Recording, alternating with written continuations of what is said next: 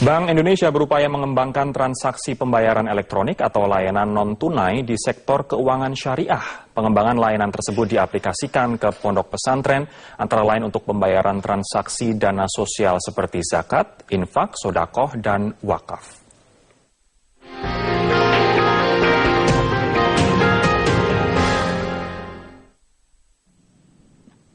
Untuk menjangkau dan mempermudah akses masyarakat terhadap keuangan syariah, Bank Indonesia terus mengembangkan konsep transaksi pembayaran non-tunai.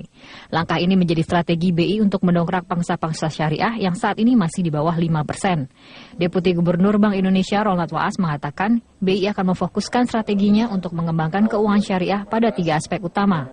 Pertama, pengembangan instrumen atau layanan tunai dilakukan dengan mengacu pada prinsip syariah dan sesuai dengan karakteristik masyarakat Muslim. Kedua, pengembangan dilakukan dengan berbasis pada inovasi. Ketiga, dukungan transaksi pembayaran elektronik yang merupakan faktor penting untuk menjaga keberlangsungan layanan non-tunai.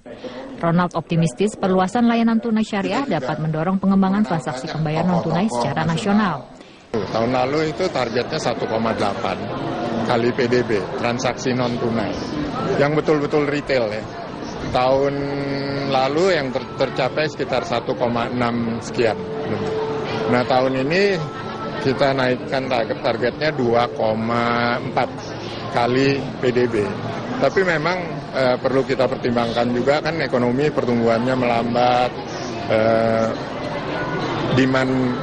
domestik demand-nya juga turun, sehingga memang itu mempengaruhi transaksi. Tapi ke depan kami yakin itu akan meningkat lagi untuk dorong penggunaan non-tunai dalam bertransaksi.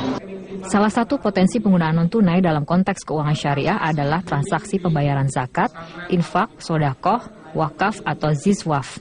Dengan layanan tunai tersebut, Vice President Corporate Planning Telkomsel Andi Kristianto menilai penyerapan dan penyaluran transaksi dana sosial seperti zakat, infak, sodakoh, dan wakaf dapat makin lancar. Kenapa sih harus beralih ke populasi di Indonesia yang mungkin memiliki akun bank itu baru sekitar 50-60 jutaan. Jadi dari 250 juta bisa kita lihat cukup banyak gitu ya, masyarakat yang belum tersentuh oleh layanan perbankan yang sekarang. Nah, sementara pelanggan SIM card saja sudah lebih dari jumlah populasi itu, jadi kita lihat potensinya cukup besar. Dan kalau kita lihat dari potensi dari ziswaf itu juga cukup banyak karena dari data Basnas itu sekitar 250 triliun potensi, baru tertangkap mungkin kurang dari 1% ya, di bawah 2 triliun. Jadi salah satu kendalanya saya yakin itu masalah pengumpulan dan pendistribusiannya gitu ya. Jadi itu saya pikir dengan kita bisa memberikan layanan non-tunai itu bisa mempermudah untuk pengumpulan maupun pendistribusian ziswaf. Sebagai langkah awal, Bank Indonesia dalam pengembangan layanan tunai berbasis syariah adalah dengan masuknya layanan keuangan digital atau LKD ke pondok pesantren.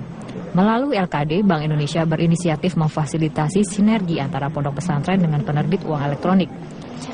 Inisiatif pun diwujudkan dengan dilakukannya penandatanganan nota kesepahaman antara 3 perusahaan telekomunikasi dengan 2 pondok pesantren, yaitu Darut Tauhid di Bandung dan Al-Mawadah di Jawa Timur, pada kegiatan Indonesia Syariah Economic Festival atau ISEF 2015 di Surabaya akhir pekan lalu.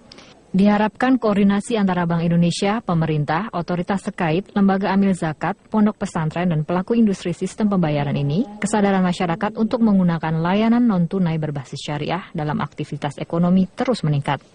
Dari Surabaya, Jawa Timur, Bekti Pamudiningsih, Nur Rahman, Metro TV.